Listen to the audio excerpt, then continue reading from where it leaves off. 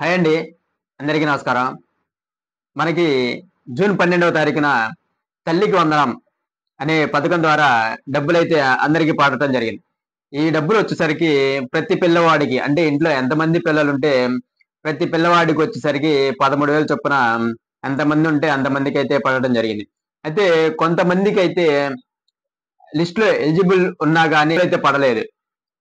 అందుకనేసి వీటికి మొత్తానికి 20 కారణాలు. ఈ డబ్బులు ఎందుకు పడలేదు అనే కారణాలొచ్చేసరికి ఎందుకు గవర్నమెంట్ నుంచి డబ్బులు వేయలేదు అనేవి వచ్చేసరికి గవర్నమెంట్ వారు 20 రీజన్స్ అయితే రిలీజ్ చేయడం జరిగింది. ఈ 20 కారణాల ద్వారా ఈ 20 కారణాల్లో ఏదైతే మీకు అనర్హతగా చూపించి మీకు డబ్బులు పడలేదో వాటిననేది మళ్ళీ గ్రీవెన్స్‌లో పెట్టుకొని మాకు ఈ సమస్య లేదు. కానీ ఇది చూపిచ్చారు అనే ఉద్దేశంతో గ్రీవెన్స్‌లో అర్జీ పెట్టుకోవడానికైతే సమయం అనేది ఇవ్వడం జరిగింది.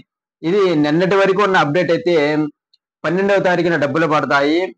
ఏమన్నా అర్జీ పెట్టుకోవడానికి 20వ తారీఖు వరకు డేట్ అనేది ఇవ్వడం జరిగింది అనేసైతే చెప్పడం జరిగింది. కానీ రీసెంట్‌గా అంటే 1 ఆర్ 2 అవర్స్ బ్యాక్ వచ్చిన అప్డేట్ ఏందంటే, ఈ 20వ తారీఖు లాస్ట్ డేట్ అనేదైతే కాదు. గవర్నమెంట్ ఇంకా రిలీజ్ చేయలేదు. లాస్ట్ డేట్ అనేది ఫిక్స్ చేయలేదు. కాబట్టి గవర్నమెంట్ ఎప్పుడైతే లాస్ట్ డేట్ అనేది అనౌన్స్ చేస్తుందో అదే లాస్ట్ డేట్ అవుతుంది. కాబట్టి ఈ యొక్క డేట్ అనేది ఎక్స్‌టెన్షన్ చేయడం జరిగింది. లాస్ట్ డేట్ అనేది ఎక్స్‌టెన్షన్ చేశారు. కాబట్టి ఎవరైతే ఈ గ్రీవెన్స్‌లో పెట్టుకోవాలి అనుకుంటారో వారికి రేపే అయితే లాస్ట్ డేట్ కాదు. ఇకొచ్చేసరికి అంతకు ముందున్న అప్డేట్ ఏందంటే 21వ తారీఖు నుంచి 26వ తారీఖు వరకు ఈ పెట్టుకున్న అప్లికేషన్స్ అన్ని గ్రీవెన్స్‌లోయి పరిశీలన చేస్తారు. 30వ తారీఖున ఎలిజిబుల్ లిస్ట్ అంటే కొత్తగా అప్లై చేసుకున్న వారికి అంటే ఒకటో తరగతిలో అడ్మిషన్ పొందిన వారికి, అలాగే 10థ్ అయిపోయి ఇంటర్‌లో జాయిన్ అయిన వారికి, వీరికి కూడా కొత్తగా లిస్ట్ అనేది యాడ్ చేసి లిస్ట్‌లో వీళ్ళ పేర్లు యాడ్ చేసి కొత్త లిస్ట్ అనేది రిలీజ్ చేస్తారు అనేసైతే చెప్పడం జరిగింది.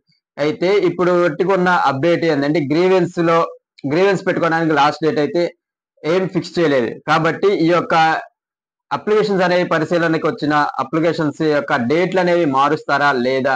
అనేసైతే అవి కొంచెం కన్‌ఫ్యూజన్ గానే ఉంది. అవే డేట్‌లు ఉంచుతారా? లేదా ఆటిని కూడా ఎక్స్‌టెన్షన్ చేస్తారా? అనేసైతే గవర్నమెంట్ నుంచి ఎటువంటి అఫీషియల్ ఇన్ఫర్మేషన్ అయితే రాలేదు. దయచేసి వేరే వాళ్ళు తెలిసి తెలియక చెప్పినవైతే విషయాలైతే నమ్మవద్దు. కాబట్టి దయచేసి లాస్ట్ డేట్ ఈ గ్రీవెన్స్ పెట్టుకోవడానికి లాస్ట్ డేట్ అయితే ఇంకా ఫిక్స్ అవ్వలేదు. ఇకపోతే ఇవి వచ్చేసరికి ఈ 20 కారణాలు ఏం చెప్పారు? ఎందుకని ఈ తల్లికి వందనం పథకం కింద డబ్బులు పడలేదు అనేవి ఈ 20 కారణాలు ఇప్పుడొకసారి చూద్దాం. వీటికి సంబంధించి ఇవి దేని ద్వారా మీకు డబ్బులు పడలేదు అనేవి తెలుసుకొని, దానికి అర్జీ అనేది మీ వార్డు సచివాలయంలో అప్లై చేసుకుని గ్రీవెన్స్ పెట్టేసుకుంటే 1 వీక్‌లోనే ఈ యొక్క గ్రీవెన్స్ అనేది సాల్వ్ అయిపోయి మీకు జూలై 5వ తారీఖున డబ్బులు అనేసైతే చెప్పడం జరిగింది. కాబట్టి ఈ యొక్క 20 కారణాలు ఏంటి అనేసి ఇప్పుడొకసారి చూద్దాం. మెయిన్‌గా తల్లి యొక్క ఆధార్‌కి ఎన్‌పీసీఐ లింక్ అవ్వకపోవడం. అంటే ఇది డీబీటీ సిస్టమ్ ద్వారా ఏసేది కాబట్టి ప్రతి ఒక్క బ్యాంక్ అకౌంట్‌కి తల్లి గాని, పిల్లవాడైన గాని బ్యాంక్ అకౌంట్‌కి ఎన్‌పీసీఐ లింక్ అనేది కంపల్సరీగా ఉండాలి. National payment corporation of India. వీరిటి ద్వారా డైరెక్ట్ బ్యాంక్ అకౌంట్ ద్వారా ఏస్తారు. ఇదే కాదు ఏ యొక్క గవర్నమెంట్ పథకం అయినా గాని డబ్బులు వేయాలి అంటే డైరెక్ట్ అకౌంట్‌కి ఎన్‌పీసీఐ లింక్ అనేది కంపల్సరీగా అవ్వాలి. దయచేసి గమనించండి. ఎవరిదైతే ఎన్‌పీసీఐ లింక్ అవ్వలేదో వారిది ఎన్‌పీసీఐ లింక్ చేపించుకోండి. ఇకపోతే నెక్స్ట్ వచ్చేసరికి తల్లి లేదా పిల్లల రైస్ కార్డ్స్‌లో లేకపోవడం. రైస్ కార్డ్స్‌లో తల్లి లేదా పిల్లలు రైస్ కార్డ్స్‌లో లేకపోవడం వల్ల మెయిన్‌గా రేషన్ కార్డ్ అనేది కంపల్సరీ అనేసైతే చెప్పడం జరిగింది.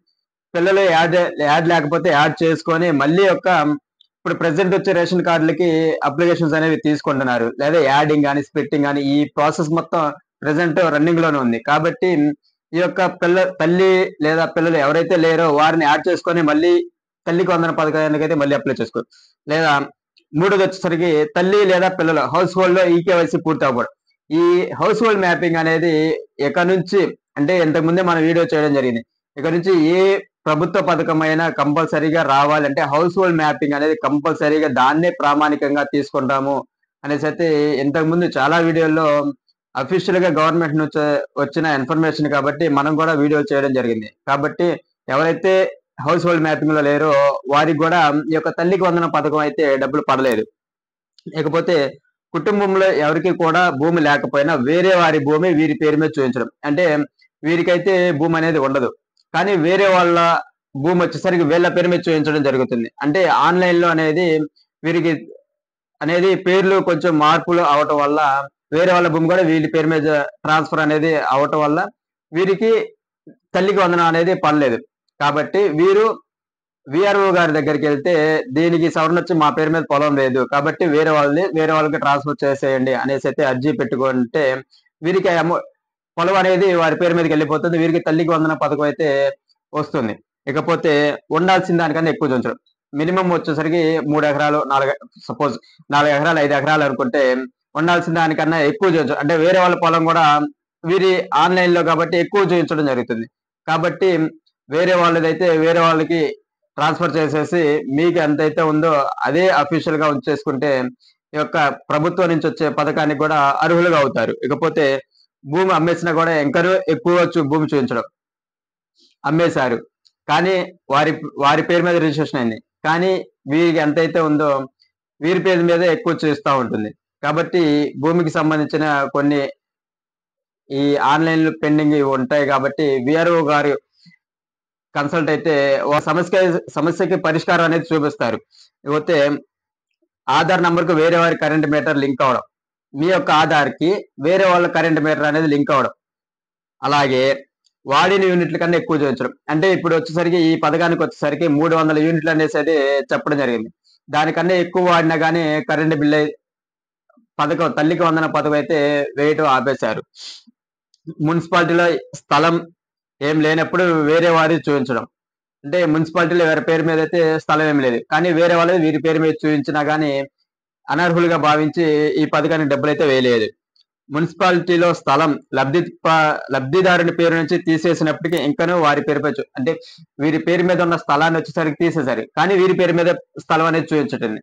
కాబట్టి ఇవన్నీ కూడా గ్రామ సచివాలయంలో వీటికి అర్జీ అనేది పెట్టుకుంటే మీ యొక్క సమస్యకి పరిష్కారం అనేది దొరుకుతుంది. ఇకపోతే ఇంట్లో ఎవరు కూడా ఆదాయ పన్ను అంటే ఇన్కమ్ ట్యాక్స్ చెల్లించేవారు లేకపోయినా కానీ చెల్లిస్తున్నట్టు చూయించడం. అదొక రీజన్ ద్వారా కూడా డబ్బులు అనేది పడలేదు.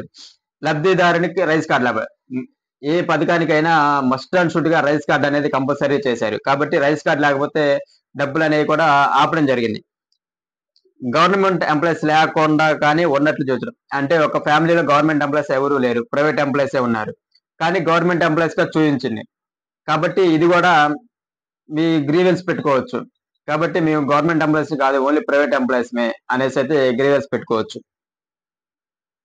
లబ్ధిదారునికి 4 వీలర్ వెహికల్ అమ్మేసిన గానీ వెహికల్ గానీ చూయించడం. అంటే ఒక ఫ్యామిలీలో 4 వీలర్ ఉంది. అది అమ్మేశారు.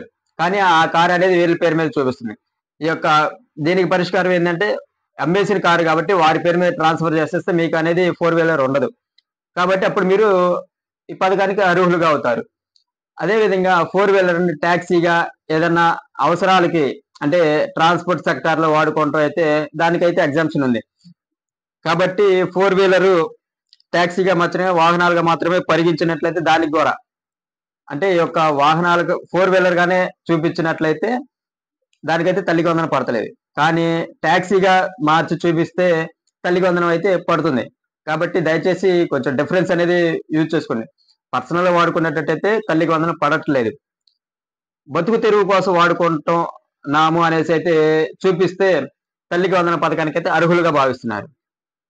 ఇకపోతే లబ్ధిదారుల పిల్లలు హౌస్ హోల్డ్ మ్యాపింగ్ లో లేకపోవడం.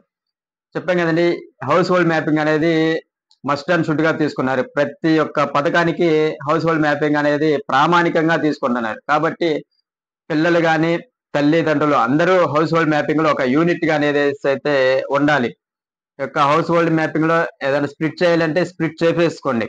లేదు వేరే వాళ్ళని యాడ్ చేసుకోవాలి అనుకుంటే యాడ్ చేసుకొని ఎక్కడి నుంచైనా వచ్చే పథకాలకి అర్హులుగా ఉండటానికి హౌస్ హోల్డ్ మ్యాపింగ్ అనేది కంపల్సరీగా తీసుకోవడం జరుగుతుంది. కాబట్టి హౌస్ హోల్డ్ మ్యాపింగ్ లో ఏదైనా ప్రాబ్లమ్స్ ఉన్నా కానీ త్వరగా అనేది సాల్వ్ చేసుకుంటే ఎక్కడి నుంచి రాబోయే రేపు రైతులకి అన్నదాత సుఖీభావ పథకం గాని, మహిళలకి ఇచ్చే ఆడబిడ్డ నిధి పథకం కింద నెలకు 1500 పథకానికి గాని, ఈ ఈ తల్లికి వందన పథకం గాని, ఇది ఫస్ట్ సంవత్సరం. ఇక మిగతా 4 సంవత్సరాలు ఉన్నాయి కాబట్టి, ఈ విడత పోయినా గాని మిగతా 4 సంవత్సరాలు అనేది డబ్బులకి రావడానికి ఈ అడ్డంకులన్నీ తొలగించుకొని నెక్స్ట్ ఇయర్ కైనా రెడీగా ఉంటే, ఈ యొక్క గవర్నమెంట్ నుంచి వచ్చే డబ్బులనేవి మీరు తీసుకొని కొంత ఆసరాగా అనేది ఉండటం జరిగింది. ఇకపోతే సరైన ఇన్‌కమ్ సర్టిఫికేట్ లేకపోవడం. అంటే మీ యొక్క ఆదాయానికి తగిన సర్టిఫికేట్ అనేది గవర్నమెంట్‌కి మీరు ప్రొడ్యూస్ చేయడంలో ఫెయిల్ అయ్యారు. కాబట్టి మీ యొక్క ఇన్‌కమ్ ఎక్కువగా చూయించటం వల్ల ఈ యొక్క పథకానికి అనర్హులుగా భావించి మీ యొక్క డబ్బులనేది ఆపేయడం జరిగింది. కుటుంబంలో 12,000 కంటే ఎక్కువ జీతం తీసుకున్నవారు. అంటే ఏదైనా ప్రైవేట్ సెక్టార్‌లో గూడా లేదా ఔట్ సోర్సింగ్‌లో గూడా 12,000 అంటే గవర్నమెంట్ తరపున ఔట్ సోర్సింగ్‌లో గూడా రూ. 12,000 జీతం తీసుకునే వాళ్ళకి గూడా ఈ యొక్క జీతం అనే ఈ డబ్బులనేవి ఆపేయడం జరిగింది. ఏపీలో స్థిర నివాసం అయ్యుండి వేరే చోట చదువుతుంటే వారికి గూడా డబ్బులనేవి పడలేదు. ఇకపోతే కేంద్రీయ విద్యాలయాల్లో చదువుతున్నారు. అంటే కేంద్రీయ విద్యాలయాలు వచ్చేసరికి సెంట్రల్ గవర్నమెంట్ విద్యాలయాలు గాబట్టి ప్రెజెంట్ దీని గురించి అయితే అఫీషియల్‌గా ఇన్ఫర్మేషన్ అయితే ఏమీ లేదు. ప్రెజెంట్ రాష్ట్ర ప్రభుత్వం, కేంద్ర ప్రభుత్వంతో చర్చలు జరిపి వారికి డబ్బులు వేయాలా? మీరు వేస్తారా? లేదా మేమే వేయాలా? అనేవి కొంచెం చర్చలనేవి జరుగుతున్నాయి. దీని గురించి ఏదైనా ఇన్ఫర్మేషన్ వస్తే మళ్ళీ మన ఛానల్‌లోనే చెప్పడం జరుగుతుంది. ఇకపోతే పిల్లలు లేదా తల్లి ఆధార్ కార్డ్ క్యాన్సిల్ అయితే అంటే ఏదైనా అనఫిషియల్‌గా వీరి యొక్క ఆధార్ కార్డ్ అనేది క్యాన్సిల్ అయితే ఇప్పుడు దేనికైనా ఆధార్ కార్డ్ అనేది కంపల్సరీ. ఇది అందరికీ తెలిసిందే. కాబట్టి ఆధార్ కార్డ్ క్యాన్సిల్ అయినా కానీ లేదా ఏదైనా అప్డేట్‌లో ఏదైనా మిస్టేక్‌లున్నా గాని ఈ యొక్క పథకానికైతే అనర్హులుగా భావించి ఈ యొక్క డబ్బులు తల్లికి వందనం డబ్బులు 13,000 అయితే వేయటానికి అనర్హులుగా భావించి డబ్బులనేది పడలేదు. కాబట్టి ఈ 20 అయితే చెప్పాము కారణాలు. ఈటిలో ఏదైతే ఉందో వీటన్నిటికి గూడా గ్రీవెన్స్ పెట్టుకోవడానికి టైం అనేది అయితే ఇవ్వడం జరిగింది. రేపే లాస్ట్ డేట్ అయితే కాదు. 20 తారీఖు లాస్ట్ డేట్ అయితే కాదు. కాబట్టి ఒక గ్రీవెన్స్‌లో మీ యొక్క అర్జీ అనేది పెట్టుకొని సాల్వ్ చేసుకొని తల్లికి వందనం పథకాన్ని డబ్బులైతే పొందుతారనేసి అయితే భావిస్తున్నాం. ఓకే అండి. Thank you.